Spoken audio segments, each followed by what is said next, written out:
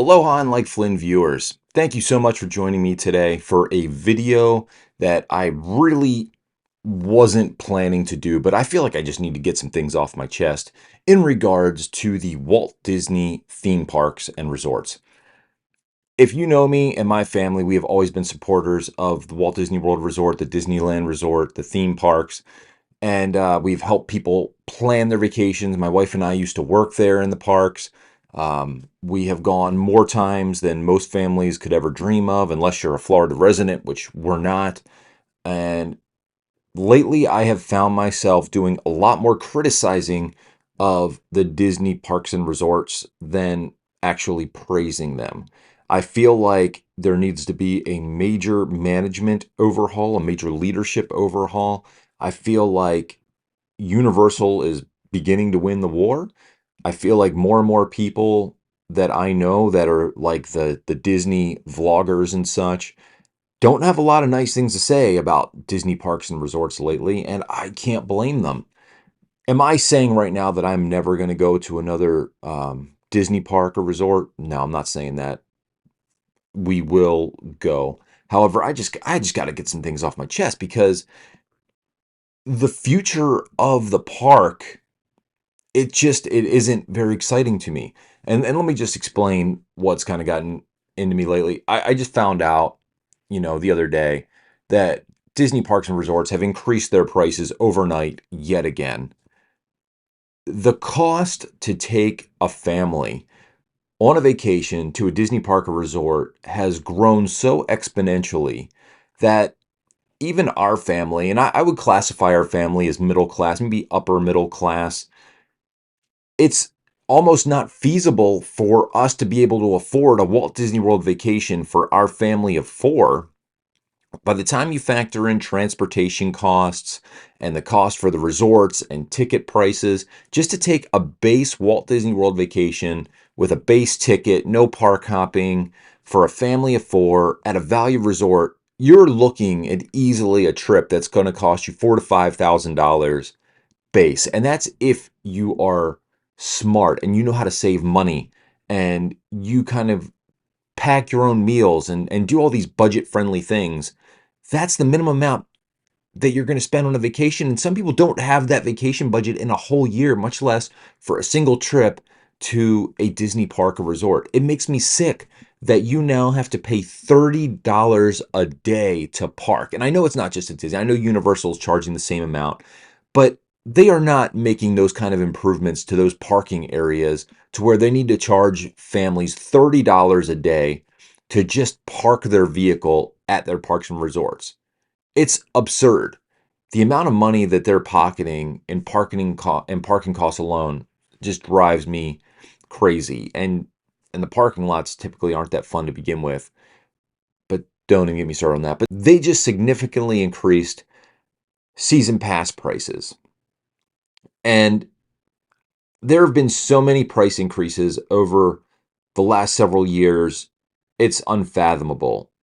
When you're going to plan a trip now, you're almost worried, like, I need to get my tickets because who knows when they're going to raise tickets again and the price is going to skyrocket. Now you might say, oh, the tickets only went up $30 or they only went up $50 depending on what tier you're looking at.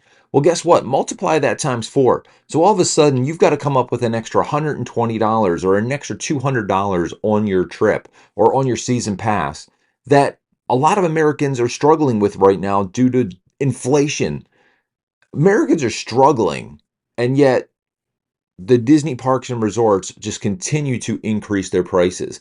Disneyland, if you want to go during a prime time Disneyland season, like say you need to go during the summer because your kids are in school, a single day pass to Disneyland is now almost $200 per person. So you're telling me for me to take my family of four just to get in to Disneyland, not counting how much it's going to cost me to get over to California, it's going to cost me just under $800 for a single day.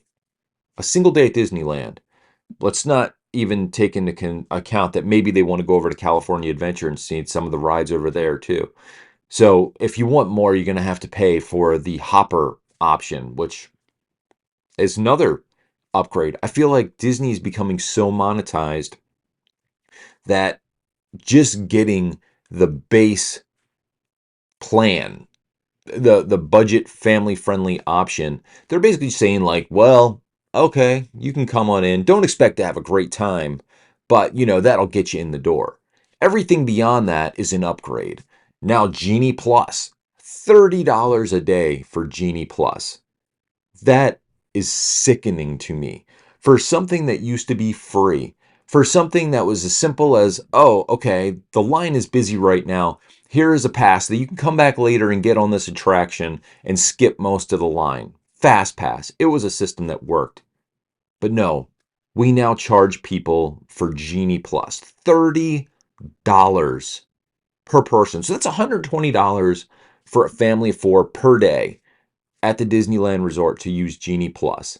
Oh, and let's not even take into account the Lightning Lane. So Genie Plus, that's great. You bought into Genie Plus. Fantastic. But now, you know, this ride over here, if you want to get on that ride really quick, you need to purchase Lightning Lane, and that's going to cost you an extra $15 to $17 per person per attraction. Oh, that's 60. Oh, so if I want to go ride that Guardians of the Galaxy at Epcot, and I've got Genie Plus already, but oh, forget about that. I didn't get virtual queue. So, don't worry. $60. Come on in. That sickens me. I cannot stand it.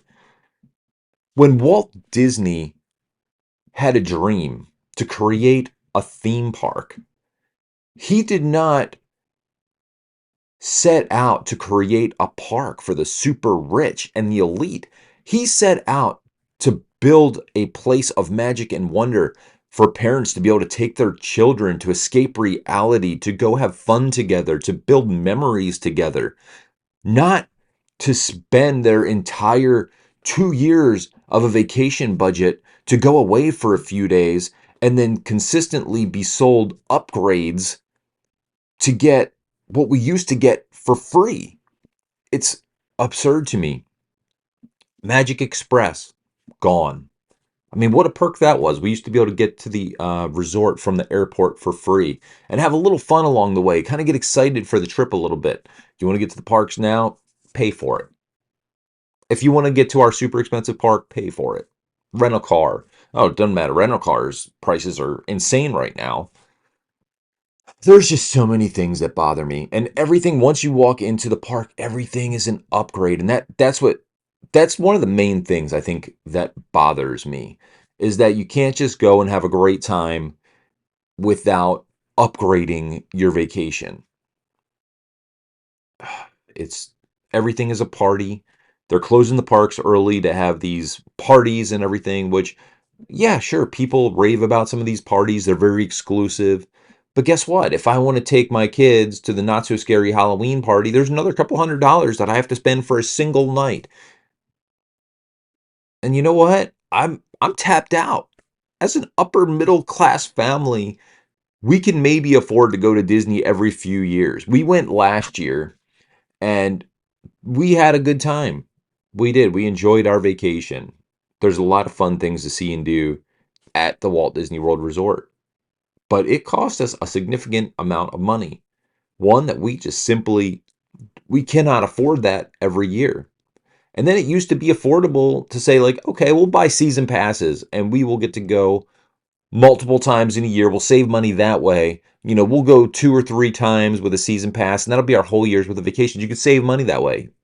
Gone. It's ridiculous. They've increased the season pass prices so much.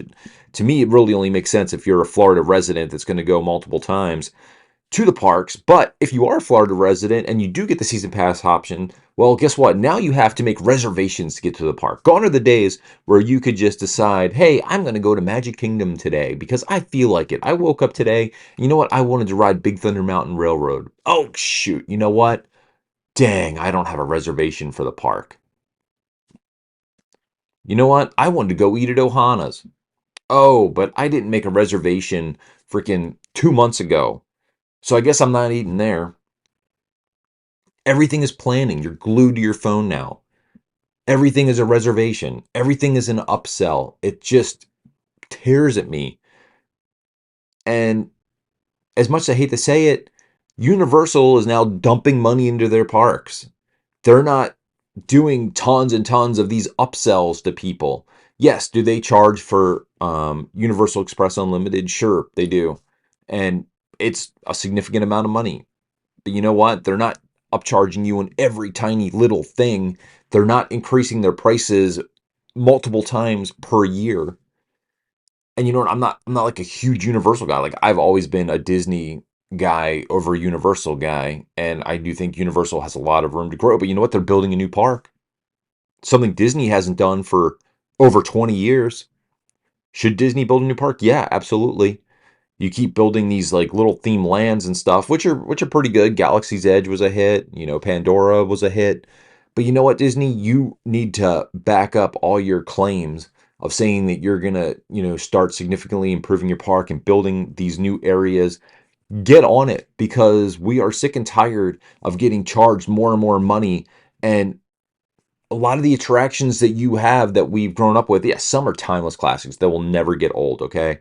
But our last trip, we felt like the parks were getting stale. We need new and exciting things. And some of the things that you've done, in my opinion, are kind of misses. Like the Moana, The Way of Water. To me, that doesn't make a lot of sense sitting in Epcot. That sounds like something that would have been a hit over in Animal Kingdom. Or you know what? If it's based on Moana, that's a movie. So maybe you put that in your movie theme park over at Hollywood Studios. Maybe that's a land over there. Obviously, your Star Wars themed experience that failed. I mean, what a miscue that was. You tried to cater that to the super rich, and you know where that got you? It's shut down. They don't know what they're going to do with it. I don't know. I hate to just rant like this because I know it's kind of two-faced to say, yeah, we'll probably go back to Disney at some point and do Disney videos and say how awesome the rides and stuff are because they are. But then at the same time, it just makes me so mad every time I see all these things that they've taken away from us. Fast Pass, Magic Express, like even the extra magic hours are a joke now. Extra magic hours.